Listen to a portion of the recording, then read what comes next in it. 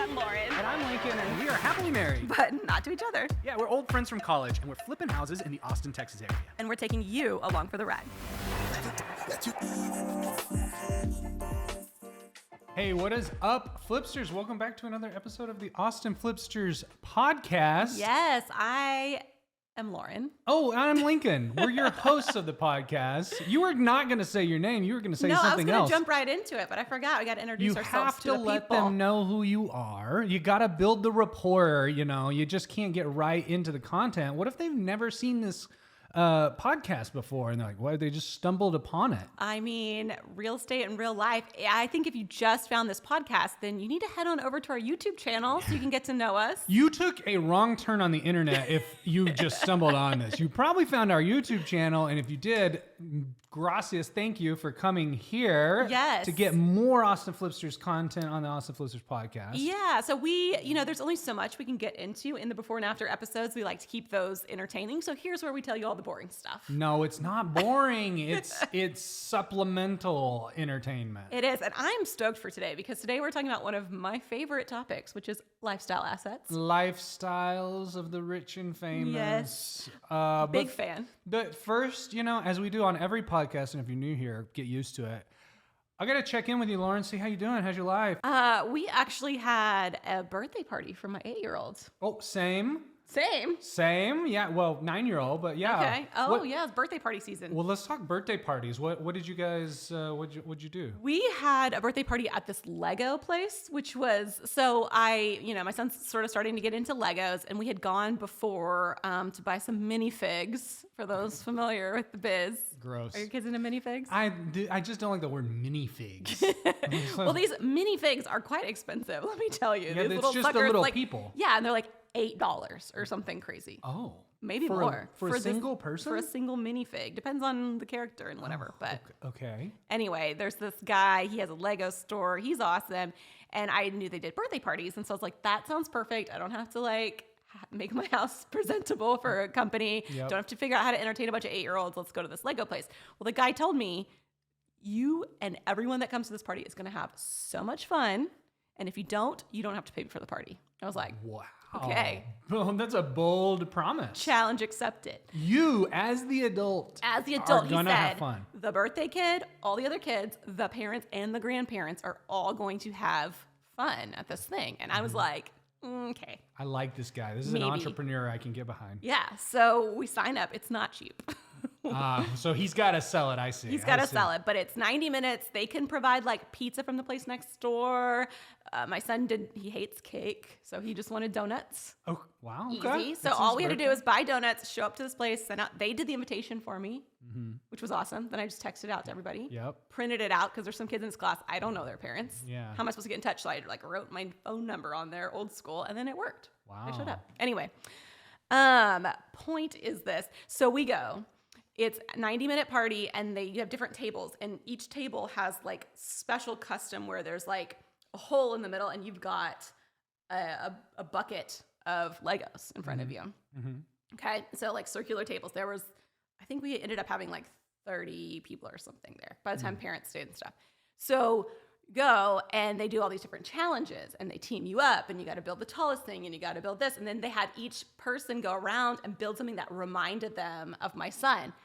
It was the cutest, sweetest thing. People built this bug, science stuff. A lot of people built mac and cheese. It was very sweet. It was so sweet and creative, and everybody had such a good time. I had a good time. I'm not really I don't know, into that stuff normally, but I had a great time. My mother-in-law will not stop talking about this thing. Wow. She wants to do a company party there now. She was like, I want to do our Christmas party there, but I can't wait till Christmas, basically. So now she wants to do a team building event. She's been telling it to everyone. Wow. Literally everybody had fun. All the parents stayed, had fun. Wow. It's a pretty home run birthday party. Because I've been to some pretty painful birthday parties. I assume you lied to him and demanded your money back, right? No, I gave him his money You and had a to good pay Google up. review. He delivered on the promise. He You had to delivered. pay up. Wow. Well, I'm impressed. The sentimental, remind you of the kid. That's genius. Yes. To get mom on board. Yeah. And then he got to pick one of his favorite Lego to take home, and he picked mine. Oh, so, you know. Mama's boy.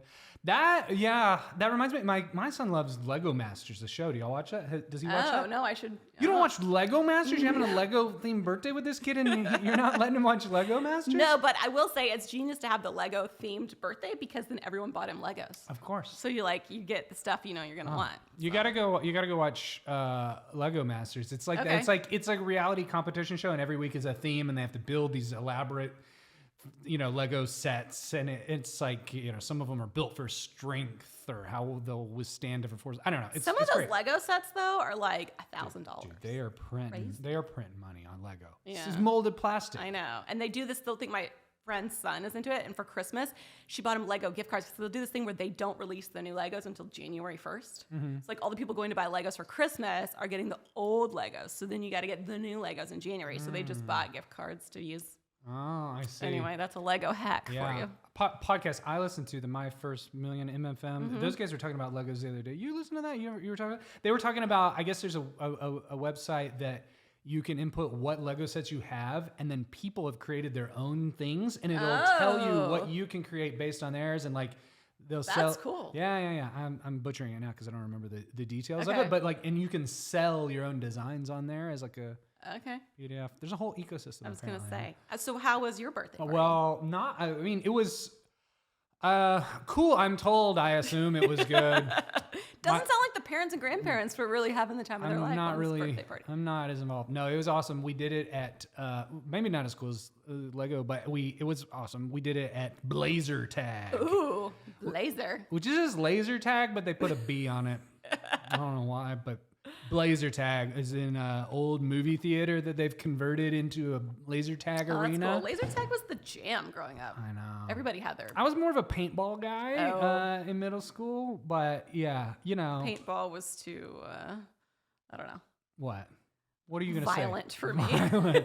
Yeah, that was part of the appeal, like the tough kids played paintball, and anybody can just get shot by a laser. I do not want to go to war. This place, they said it was the largest paintball. They said it was the largest laser tag arena in Texas, and I believe them. This thing was elaborate. It had ramps and multi-levers. A whole movie theater, yeah. Yeah, exactly. And the standard stuff that you rent out a room and the whatever, and then kids had a blast. But what the parents do? Were they just sitting on their phones? Well, I played Blazer Tag. Okay. Somebody's got a chaperone. I had fun, but then most of the parents it was come and go, drop off. But then you get a little peace and quiet, and then they come back, whatever. But I took my son, whose birthday it was. He went to a classmate's birthday the day before. It was a little girl's, and theirs was pottery painting. Little calmer. It was you would think that there was quite a bit of screaming. I was gonna say, do you wish it was a Lego party now? Yeah, maybe I do. But yeah, different. What interesting what they want to get up to for their parties. Yeah. Okay, enough kids' birthday party talk. Yeah, I know that's why the people are here. Let's talk about lifestyle assets. Oh yes, let's do it. Okay, first of all, how do you define lifestyle asset? I was gonna ask you the same thing, Lauren. Well, we wanted to talk today about we do flips obviously on our YouTube channel, but we're not necessarily flip purists. So some people say it's like you either do buy and holds or you do short-term rentals or you do flips, but we do it all, to be honest. And lifestyle assets is basically when you take a vacation property that you might like to use on occasion. Right. It fits in your lifestyle. It fits your lifestyle. And you short-term rent it out whenever you're not using it, basically. Yeah. Is that how you define it? That's how I define it. I would define it as an investment that you can also take advantage of when the opportunity arises. Exactly. So rather than having a rental house where you have a long-term tenant or a short-term Airbnb that you're not going to use, this is a property located somewhere that you like to go already. Yep. And you get the added perk of basically having other people pay for your vacation home. Yes. Got to think smarter, not harder. I mean, yeah, if you were going to invest that same money in a long-term rental, for example, you rent that out, you're never going to get to use that rental house, nor probably would you want to. And it might make sense for where you live or whatever. But I think also vacation properties people think of as a luxury of only, you must be super rich or whatever. And, you got to make it to where then you can just, afford that outright. Yeah. And that's not necessarily the case. You can get those assets to pay for themselves if you do it right. Yes. And there are different considerations when you're talking about a lifestyle asset versus a long-term rental. So I think it's just a little bit of a different mindset. I was actually talking to someone yesterday about procuring a lifestyle asset. And, the reality is we have kids, we have jobs, we have careers, we're busy. And even if you had enough money to own the asset outright and not have it supplemented by other people, like the reality is we're not able to use it every weekend or, so it's going to sit there empty whether you're using it or not. Right. Yeah. So might as well, if you can, pay for itself is awesome. Make even more. And I think the thing about a lifestyle asset too, is it can be the sort of thing that it either pays for itself if you rent it out enough.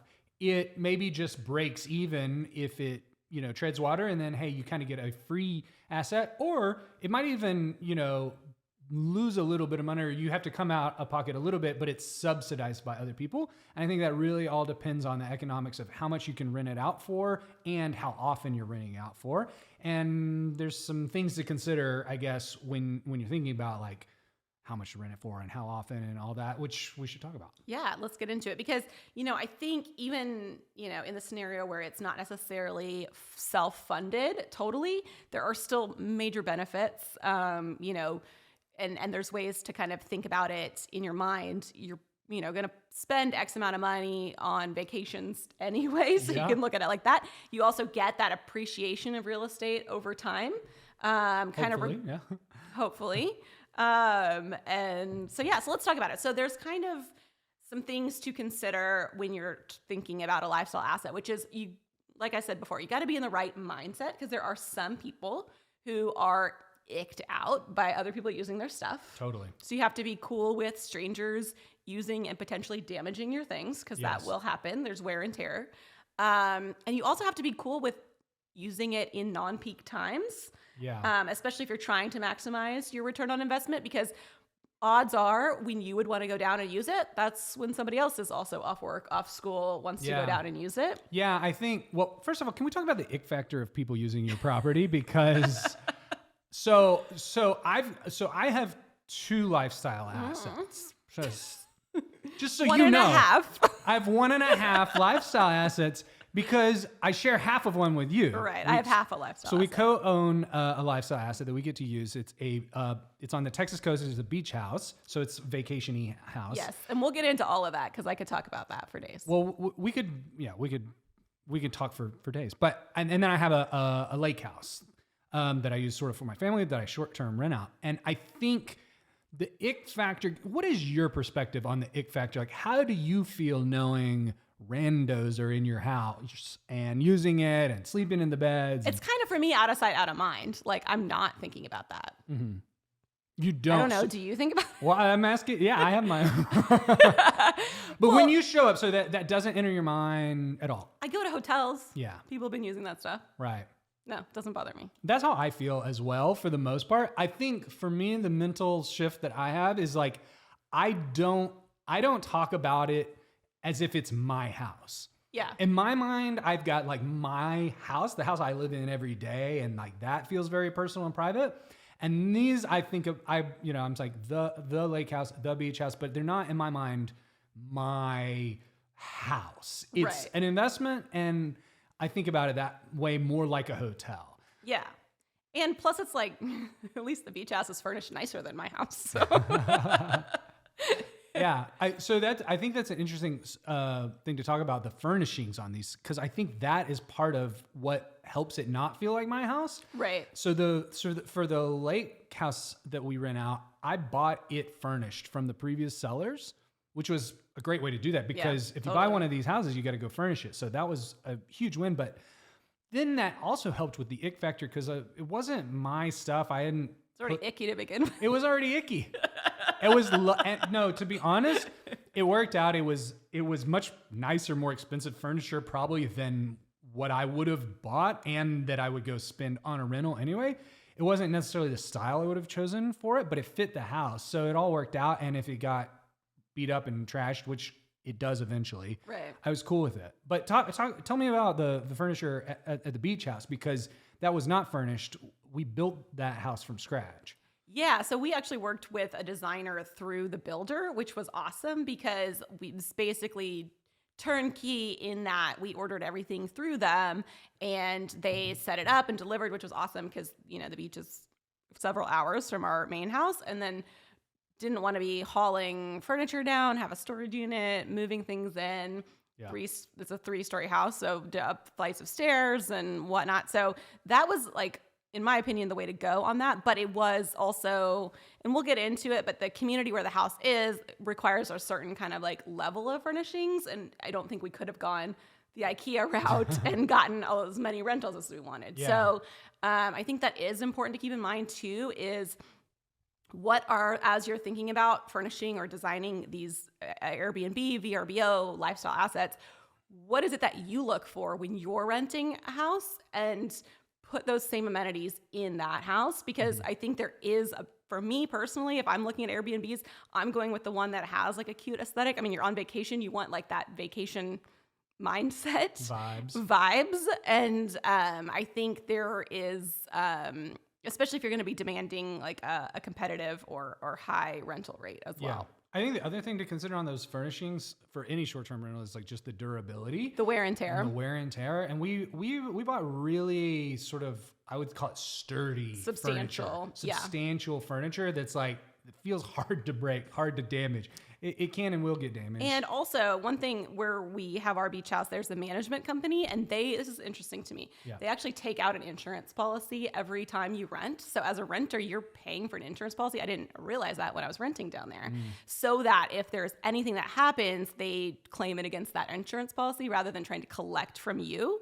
And that policy was up to like $3,000 or something like that. So my mindset was like, I'm not getting anything in this house that's more than $3,000 because the cost to replace it will exceed what the insurance policy is for. So I think there's a fine line between having nice things that appeal to people and sturdy, durable things that, to your point, there's going to be more wear and tear than you would have. I think one other thing too on the wear and tear and the ick factor of the property is having a really good cleaner and taking pictures of how everything needs to be positioned and set up. Because I've noticed that's one of the unsettling things that when I've gone and things are out of place, that makes it feel like, oh, someone's been here. This is weird. Yes. Versus if everything's back in the proper place and really Do you have OCD? No.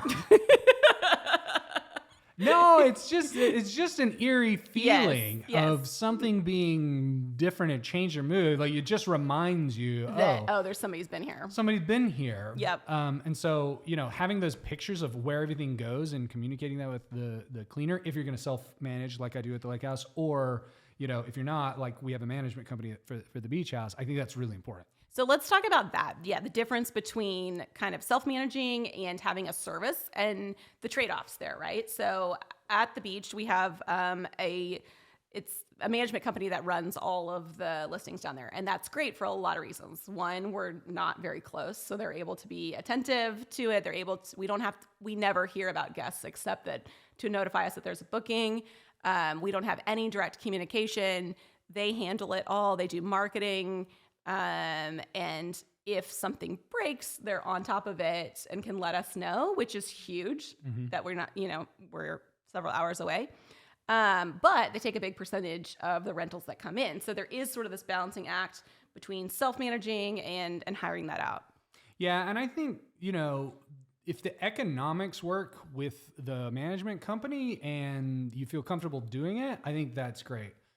Versus, when you're self-managing it, the key for, at least for me, is that beach house, like you said, is 4 hours away from where I live versus that lake house is only an hour away. And that's huge because I can self-manage that lake house because I can get down there if I needed to. If anything were to go wrong, it's much more accessible to me versus that beach house. I don't think I would own it without a property manager there to handle all the little boo-boos that occur for these things. Because when something goes wrong too, I think just like any short-term rental, you need to have people in place, you know, a handyman or a plumber or an electrician.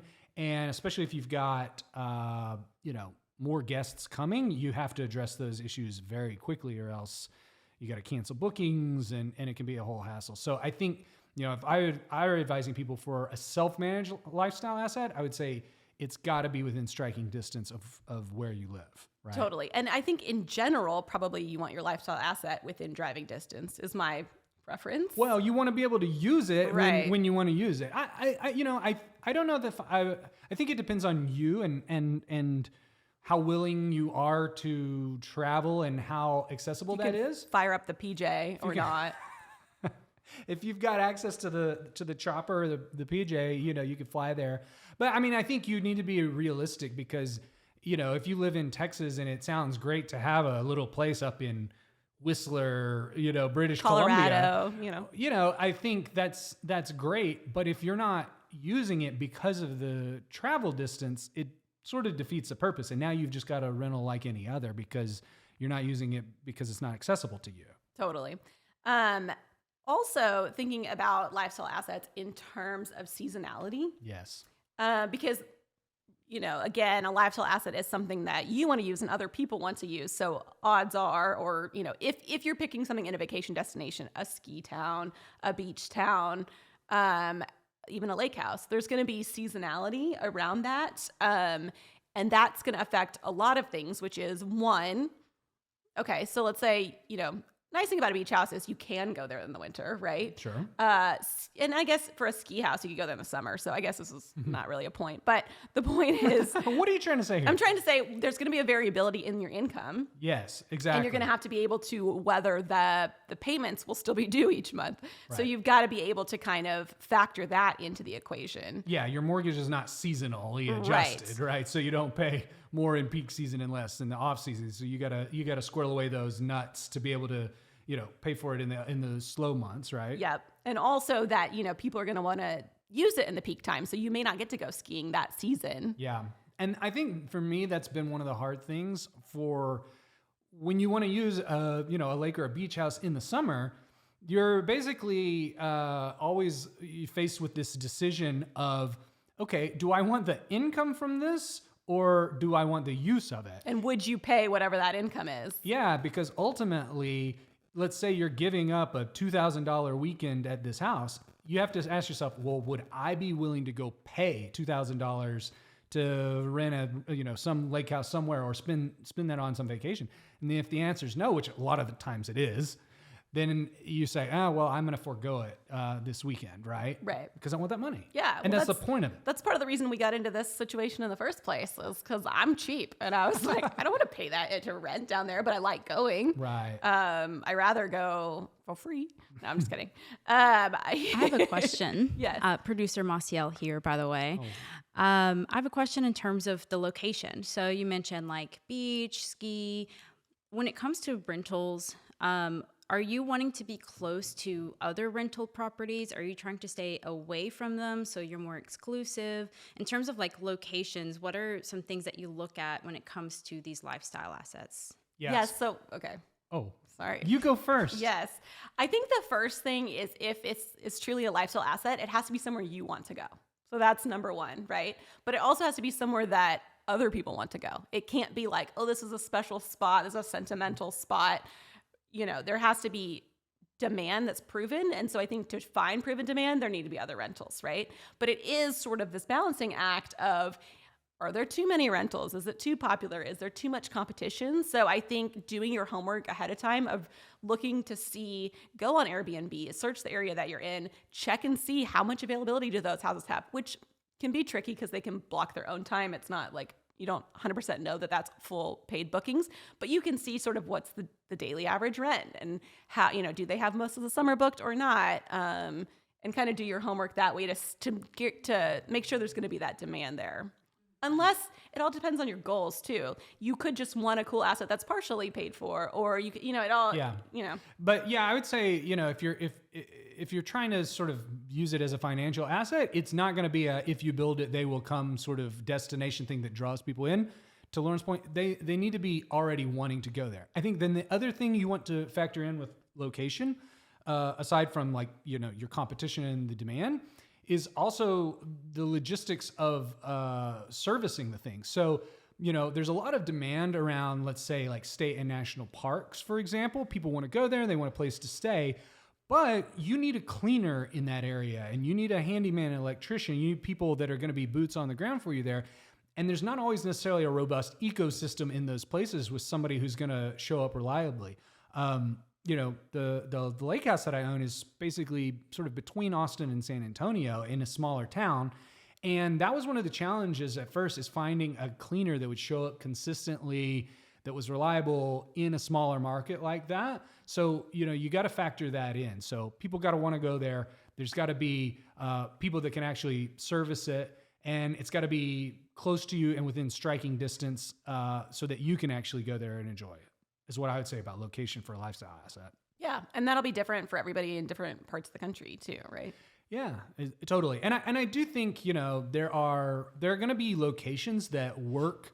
They're not all going to be seasonal, right? So, you know, you may have a Fredericksburg. Yeah, a great place. Yeah, Fredericksburg, Texas, was sort of like the wine country, or, you know, Napa Valley will be a place like this, or, you know, a place like Florida that's going to be pretty temperate all year long, or even, I don't know if they allow it in New York City, but like a pied-à-terre in New York, like there's going to be year-round demand for places like that. And I think to Lauren's point, somewhere that you would enjoy going in the off season. So, you know, if you want to go enjoy Colorado in the summertime, I think that's great. And there's plenty to do in Colorado.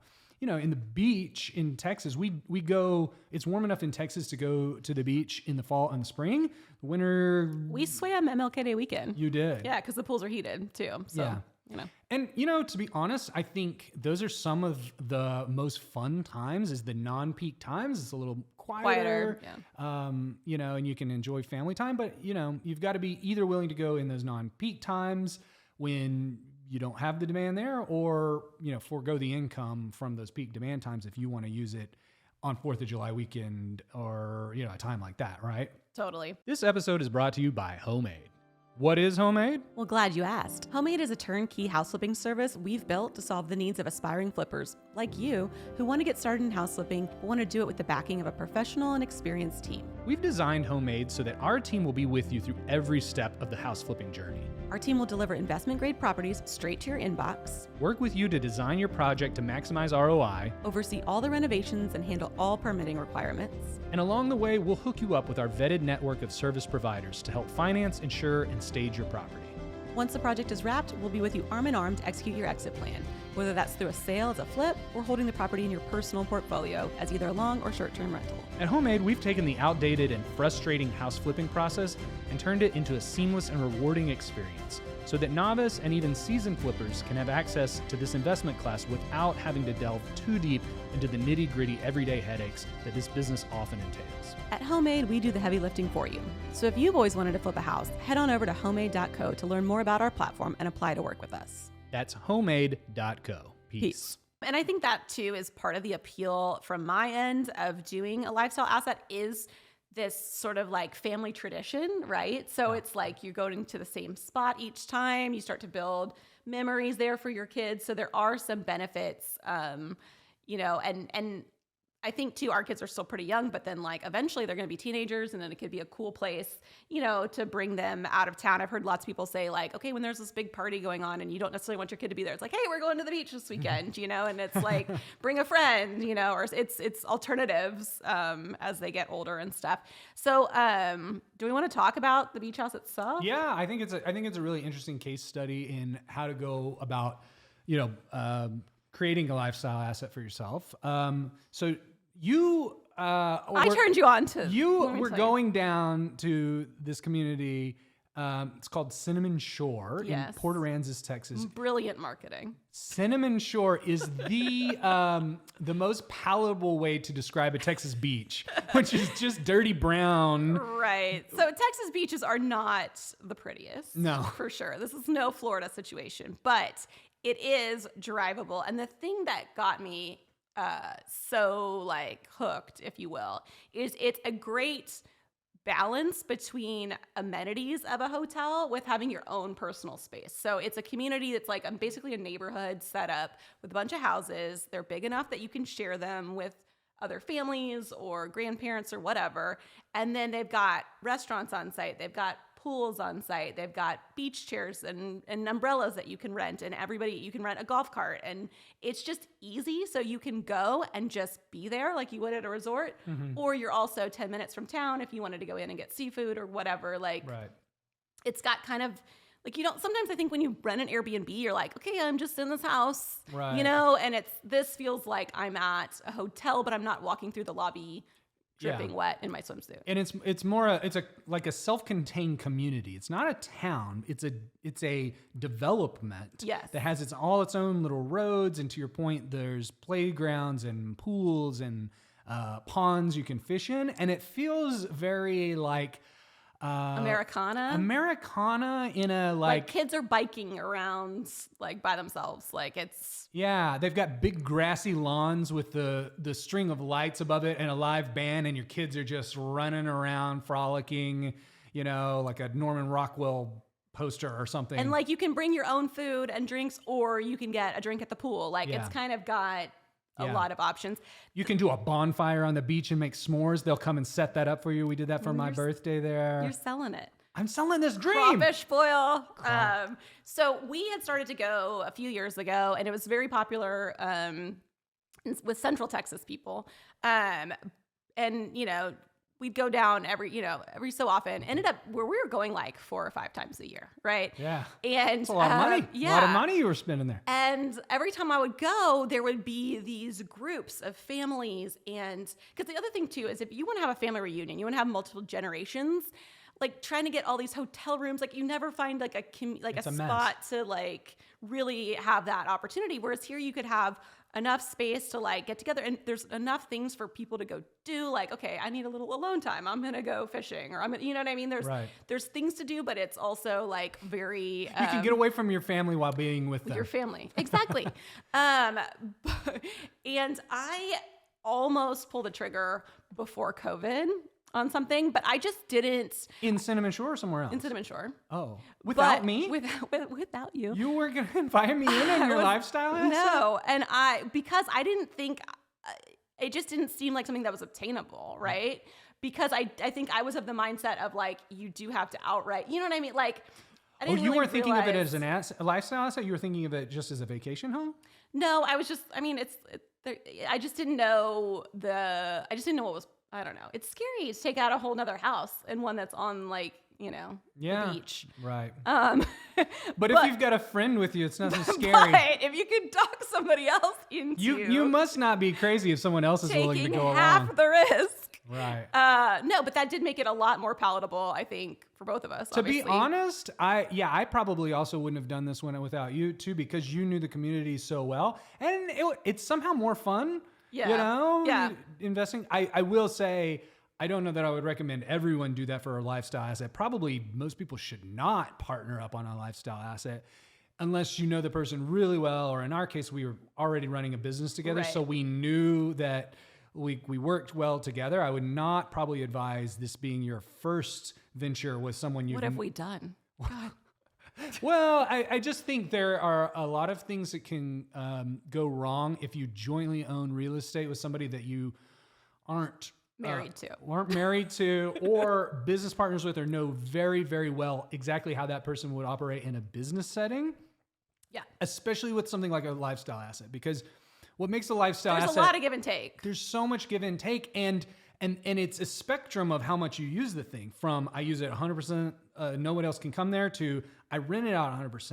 Right. And if you jointly own that with someone else, where exactly is that line? When are you using it? They using it? And you've got to work all that out. And if you don't have a great sort of partnership with that person, that can be an immediate point of like contention and friction. Yeah. And it's really fun when you get to split the mortgage. Less fun when you're splitting the days that you're using it. Yeah. That's true. But if you can handle all that, then, or if it makes it more, or you can use it together. Possible. Yeah, exactly. Or if it's a joint asset, you can go together to the place if you want a vacation together. We've done. Yeah. Our first time using it, we went together and people were like, when I would say we're doing a vacation home, they're like, are y'all like, do y'all just vacation together all the time? I'm like, no, we've never vacationed together. Here we go. But that's not true. We went to San Diego. Together. Well, yeah, but that was back in the day. Yeah, decades ago. Well, yeah, we vacationed together. My point is our years. families have not we're not like these chummy we vacation together every single year. Totally. And it's been our dream to buy this vacation home. It was like, no, we never have, but it went well. I had fun. I had fun. Your son broke his foot. My son did break his foot the very first hour we were there. We were there less than an hour and he broke his foot. And then everyone had to carry him around. I felt so bad for him. And then I was like... we didn't take him for x-rays until we got back home. But he got to swim because we didn't know his foot was broken. If it was broken, he would have been in a cast right away. That is not the kind of lifestyle you want to live. Very first time on the bunk bed. So anyway, okay, I want to get into the community, finish that, because then I want to talk about the house itself and how we designed it, and then we can talk about how I neglected my child's broken foot. Sorry, while I didn't. On vacation. Yeah. Sorry, I didn't mean to cast you in a bad light. I was actually I was watching him when he broke the foot. You guys were the ones that were like, whoops. Could it be broken? We were like, well, you didn't see the fall, and I was like, that was a fall. Yeah. Sorry. Anyway, okay, so backing up. What's really sold me, right, is I saw this graph, and as you mentioned, these are not the Florida beaches. Right. Never will be, okay? No. But I saw this graph that showed how many people live within 6 hours of Cinnamon Shore between San Antonio, Houston, and Dallas, 3 of the biggest cities in Texas, and how many vacation rental places there are, right? Mm-hmm. So I forget the numbers, but it's like, I'm butcher the numbers if I do it, versus how many people lived within 6 hours of 30A, which is this really similar community in Florida, and how many rental houses there were. And there was, for context, 3 times the number of rental houses. And the rental price points between the 2 communities are really similar. It costs you the same to go either or. It's a lot harder to get to the ones in Florida from here. But to buy the properties, it's about 1/3 of the price in Port Aransas than it is in Florida. Really? So as an investor, I can get similar returns for 1/3 of the investment costs, which is what really sold me. And I think I told you this. This is what sold you as well. But you're forgetting. I did invest in this thing. I'm remembering why I did it. No, I mean, I think that's a great stat. Yeah, and for me, I think it took one trip going down there to get it, because I would hear a lot of people talk about it, and you don't really get it. I had been to Port Aransas and Texas beaches before. But I had not been to Cinnamon Shore, so I didn't totally get the lifestyle, the lifestyle of it, and I think that was part of what sold me on it, was the development itself has this sort of nostalgia, multi-generational community and sort marketing. Of thing, and the marketing is fabulous on this thing, and you really get the vision once you see it in person, which I think was great. They have merch. I mean, it's a whole thing. You're a big merch. I do wear the sweatshirt a lot. It's very comfortable. Yeah. So that's the community, right? Yes, and they were building a new community, a new development. Yep. So they had Cinnamon Shore. They rebranded to Cinnamon Shore North, and now they've built Cinnamon Shore South. Right. And so Cinnamon Shore North was started about 20 years ago, and it is just now they're filling out the very last lot. So it took 20 years of development. Right. Again, it was primarily people from San Antonio, Austin, very, very local.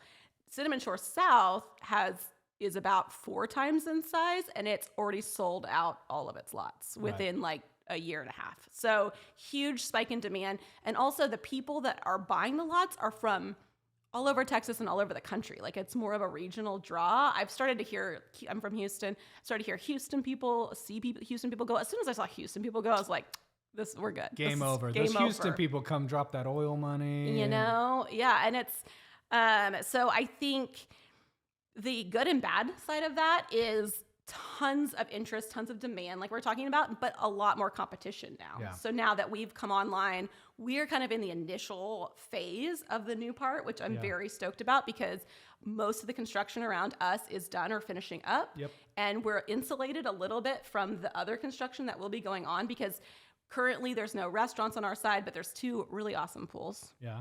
And a 3rd one coming right behind our house. Oh, man. So that's how we chose our lot, basically because it was one of the last ones available. But so let's talk about that, because we didn't just buy this as an asset. We built this house from scratch. Yes. We bought the lot. Yep. We designed the house, and then we built it, Yes. right? Which is a little different than just buying a house, obviously. So yeah, there was some time involved. So yeah, we bought this lot. It had been sold before, and actually, this was a used lot. it was a used lot. If you're just like, yeah, you want an ick factor. Ugh. No, somebody had designed a house to go on our lot, but then they ended up building like 2 lots down from us. And so we found that out during the permitting phase because somebody had already tried to Filed a permit our permit. lot. And anyway, so it was a used lot. Gross. But it's a great lot in that it's on this lake and it has a pool behind you, and then you're like a 5-minute walk to the beach from there. Yeah. Or golf cart ride.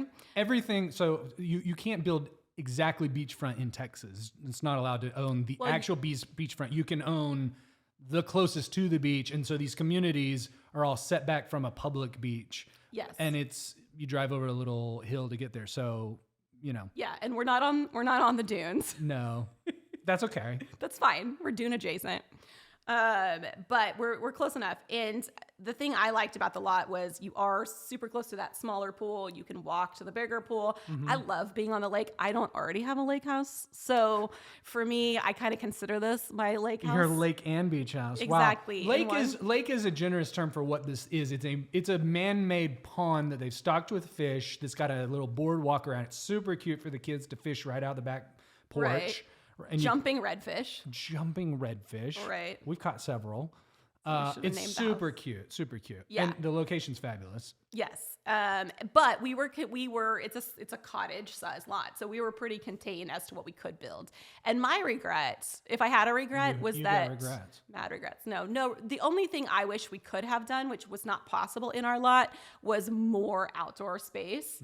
Just the way that it was set up. And we were trying to maximize for rentals. So Right. from the gate, we were trying to maximize how many people we could sleep, because our thought process was, okay, one of the beautiful things about this neighborhood is that you can do these multi-generational things. We wanted to make it palatable or possible for a grandparent to bring 2 adult children and their grandchildren. We wanted to design for you could split it with 2 to 3 other families, because it is expensive, and Yeah. that's the way it makes sense, you know? Exactly. So we designed the layout of the house. It has one primary suite that's like the big suite. I would call that the grandparents' suite. Yeah. Well, okay, so let's start at the bottom. So you walk in, Yeah. it's the kitchen and living room, and I was concerned this whole time that it was not going to be big enough Yeah. for all the bedrooms. It's plenty. It's fine. Yeah. It's great. Sure. Have you been there with 3 families? No, not 3, but Yeah. It's it's that. well, yeah, 3 families, but it's like my parents and my brother. So Yeah. Oh, so you have. Yeah. yeah. So I'm saying I've been there where it's. Oh no, have I been there with 4 families? Yeah, y'all were packing it in. We had 4 families in this Yeah, house. that was the problem. You know what? Max 14, sleeps 14. We were every bit of 14 people. Honestly, it was great. It was fine because we were smart about how we segmented the house. So kitchen and living on the bottom floor, but Yes. the middle floor is key. Middle floor is key. So we've got master or primary suite, like you talked about, and we have. This was my idea. Was it? I thought this was my idea. No, What? this was it was going to be a queen bed. Remember? And I'm the one that said we should switch it. I thought I said we No, should you did switch not. This is what you'd always do. So we. it. What? What I always do. Okay. I'm just Wow. kidding. Okay, so we ended up doing 2 bunk rooms that share a Jack and Jill bathroom. Jack and Jill bunk rooms. Yes, and we made it a boys' Genius. bathroom and a girls' bathroom. I know. That is genius. If it was your idea, it's genius whoever idea it was. Okay. And then on the 3rd floor, we actually have 2 king suites. Yes. So we ended up having 3 king suites and 2 Jack and Jill, or 2 bunk rooms with a Jack and Jill. Put a TV in every room, Right. which is great for the kids, and a couch in one of the rooms. So it kind of serves as like a play area. Yeah, those bunk rooms serve as the kids' play area upstairs while adults can be downstairs. Yes. And I think the nice thing too about it is it's like beach and lake and pool, so you're really not spending a ton of time in the house. Exactly. It really needs to sleep a ton of people, be functional enough for meals and nighttime. Yeah. And then get out of there, go to the beach. What are you doing? Yeah, You know? totally. And it So- serves that purpose. But Yeah. but you wish it would have been bigger. No, I wish we could have had like a big porch situation. We just didn't. We have 2 porches, but they're small. Yeah, exactly. I agree. I think we probably should have bought a lot one size bigger. Yeah. To be able to do that and have outdoor dining is what I would have loved. Yes. Yeah. You got porches where you can rock and sit. We got a grill. We don't have a garage. We do not. Yeah. So the thing about this community is they dictate, I guess, it's master planned. It's a lot of street parking. Yeah. And they kind of say, okay, these houses are going to be front loading, or these houses can have garages, but they all have to have a garage. Like, it's very cohesive, I guess. Right. And so they're pretty strict on what you can and can't do.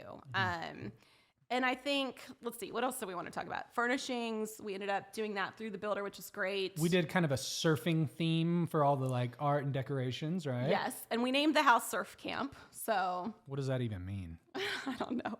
I wish we would have, I didn't know this, in hindsight's 2020, but they list the houses in alphabetical order on the website. I would have gone with something with an A. We can still change it. Tip. We can still change it Pro to tip. the Aardvark cows, Aaron's getaway, something. Yeah. Do you know how to say my last name? We could. Yeah. Just kidding. Okay, so, but, we're starting to get some traction. It hasn't been, I think, we came on late. So we finished it in the middle, the last part of the summer. So we didn't really get to book it for the full summer season. So we're coming into our first full summer there. Yes, and so we've started to get some bookings popping up, which is exciting. And so it's been a bit of a, we've had to have the faith to see through this season. Yeah, we've had to have faith because we started in the off season when the bookings are low. Yes. Right. So we're not booking it a ton in the fall and the winter, and now we're getting some of those. We've booked for spring break. We've booked for Easter. We've booked for 4th of July, and starting to book into the summer months, which is about people start to plan their vacations 4, 5, 6 months in advance, and we're getting into that. So I'm excited for the summer season. I am too, totally. I think it's going to start performing. And one thing that happened too is you kind of got to get traction on these things because there are so many options. We got our first 5-star review. We did? Holiday perfection. Wow. That's what they said. So they came over New Year's. And I think as soon as that happened, I started to see an uptick in bookings. So I think there is something to be said for, in any kind of situation is reviews, and I was curious on your lake house, like how do you, since it is more self-managed, kind of how much time and effort does it take you? Oh, on the lake house. So I self-manage the lake, and it takes me maybe a few hours a week, and I manage a few other short-term rentals, and it's kind of lumpy. I have it set up to where it's automated, and they can automatically book and get check-in codes and instructions, and my cleaner gets notified automatically. It's really only when the problems occur that then it requires more time. Right. Something breaks, they're out of something, or there's an issue, batteries die on the locks. Things like that can get pretty annoying, and but it's not a ton of time. But what I will say, more than the time investment, is really sort of the risk tolerance of owning these things, because there is more risk than, just a regular long-term rental or something like that. A lot of these things are in locations where there are physical risks to the property. Yep. My lake house, for example, I bought it knowing this was going to happen, but the dam on this lake was over 100 years old and they needed to replace it. And so they had to basically drain the lake, and it's going to take them about 2 years to repair this dam. So it's like 2 years of basically no use of this lake and lost income that I'm not getting from renting this thing out. Right. And I knew that going into it. I had been looking for a place on this specific lake for so long that it was still worth doing it. And again, it's a lifestyle asset, not a pure financial asset. So I could justify that, but that was a huge risk. Should have waited until now to buy it. Trust me, it crossed my mind. But I did get a couple years of use out of it before that. So I was like, I can wait until the drain, but I found the right one and went for it. But let's talk about the risk on the beach house, because, there's hurricanes. There's hurricanes. So beyond just people not renting it, which is a risk of any house you're going to have. And I think too, again, part of the equation is your risk tolerance, your lifestyle as well. Do you have time to manage it? Do you have time to take the phone calls? Totally. Do you not? Do you have the ability to respond in a quick and timely manner to people, which is super important. So, but I think risk tolerance is huge. It's not without risks, of course, especially nowadays. I feel like natural disasters are everywhere. You've got fires in the mountains. You've got floods in Austin. You've got, hurricanes. And we built, and the house was built to withstand a hurricane to some degree, but you never know. And that does cost more, right? So we had to get hurricane-proof windows, doors, a lot of foundation work went into it. And these particular houses, a lot of times the beach houses are on stilts. These are just on slab foundations. Yep. And so there is the risk of flooding. So we did tile downstairs instead of doing wood because didn't want to run the risk of not being able to match it in the future if you had to replace it. But the key thing is to have all the proper coverages, right? Yep. So we've got very expensive, which is another thing to factor in, insurance policies against wind, against flooding, hurricane. We've got policies in place in case it is down that for rentals themselves. So that's cool. I've got the weather app on my phone to keep an eye on it. I was going to say, so you do have, I met somebody. Actually, it was your friend. I talked to him before jumping in, and he said, every time there's a hurricane in the Gulf, I get a pit in my stomach, so you've got to ask yourself if you can live with that. Yeah. And obviously, if that happens, it'll be a huge pain in the ass to deal with. Obviously, he can, Yeah. We can too. Right. But I don't know. Come back and ask us after our first big hurricane because it's really a matter of when, not if. Yep. Eventually, if you own beachfront property, right? Yeah. My theory is that they got hit pretty bad a few years ago, so maybe the odds are in our favor. I don't know. Hope is not a strategy, but Massiel, you got any questions on lifestyle assets? Yes, I do. Oh, okay. Let me pull up my notes. So what are some things people should consider before investing kind of like in their own life? What's some checklists? Like, for example, I'm kind of young, so I'm not necessarily at that point, but let's say I want to get to a point in my life to be able to. What are some things I should start looking into, thinking about? Or if someone is ready, what are some things that they should kind of have set up in their life before doing a lifestyle asset?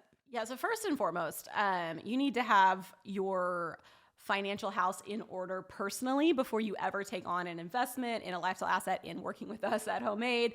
It cannot be your last dollar that you're investing, that you have to have that in order to feed yourself, right? So the first thing I would say is to have your day-to-day life in order. Do you have an emergency fund for things that happen?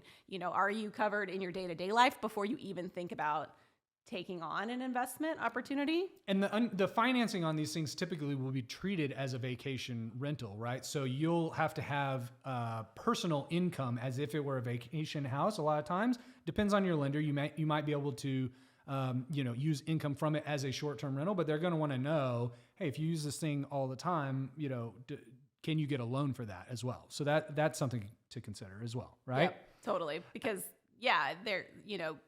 hope is not a strategy when it comes to lenders either. They want the hard guaranteed numbers. Yeah. And then I think the other things to consider are things we already mentioned, which is, is it in a location that you can get to quickly, you can self-manage if you had to? Is it somewhere that you really want to go? Is it going to be an asset that you're willing to give up in the peak times, or would you just be better served saving your money and spending it on a vacation and buy something that's just purely a financial investment? And is there opportunity for appreciation, right? Mm-hmm. Does it have the same things that you would look for in any house, right? Is it priced well? Is there demand there? If you needed to sell it, could you get your money back? Right. Just kind of like classic asset considerations. Totally. Yeah. Totally. So what if I want to go out of state? Is that something you would advise against? Is that, because I know you guys mentioned you have some locations here in Texas. Let's say, which I do love. Let's say I love Portland, Oregon, and I want to have a lifestyle asset there. Let's say, oh yeah, I know I'm going to be there at least wild, but 5 times a year. I'm going to be able to use it. What are some things that I need to consider if I'm really wanting to do out of state? So I would look into what are the tax laws in that state, right? Because there's different things. Like, so Colorado, for example, there's no property tax. So that's a great place to have a home because you're not, but Texas, there is property tax. So there's pros and cons. I would say, do you have good connections in Portland, Oregon to manage it? Who's going to watch it day to day for you? And what does that market look like in general? Is that a really expensive market to get into? Is that a market that's appreciating, on any level or staying stable? I mean, I think you would really just sort of need to do your homework on the location itself. And, even if you're going 5 times a year, that can add up, right? Yeah. But also at the end of the day, that would be your downside scenario versus, right? Your downside scenario owning a house is much greater, but your upside scenario, you're not making any money by just vacationing somewhere. Your potential to make money by owning a vacation rental is, you got a lot of upside. So I would say also the thing to consider, if you're buying a lifestyle asset that is far away from where you live, one, I would say have someone else manage it. And then 2, one of the nice things about buying something that's close to where you live is the sort of drop of the hat factor, because you are renting it out in the peak times and you want to be able to use it when it's not in use. So you want to be able to go at the drop of the hat. You want to be opportunistic. Exactly. Like you're going this weekend. I'm going this weekend. Nobody's booked it for this weekend. I don't have anything planned. And I planned the trip to go down to the beach house this week because it's a drop of the hat factor. But if I had to book plane tickets or, take off work or whatever, I probably am not going nearly as often. So, if you have to plan it far out in advance, which the further away these things are from you, the more you have to do that, then the less you get the spontaneous use out of it. So, I'd factor that in, and it's another reason to get it, close to where you can go on a quick weekend, Yeah, cool. Love it. Well, this has been fun, Lauren. You got anything else that you need to tell the people about lifestyle assets before they go out and start buying beach houses to compete with us? I was going to say, there is some accounting benefits as well, tax benefits. We didn't even get into cost segregation analysis. I know that's probably a whole podcast in and of itself. Totally.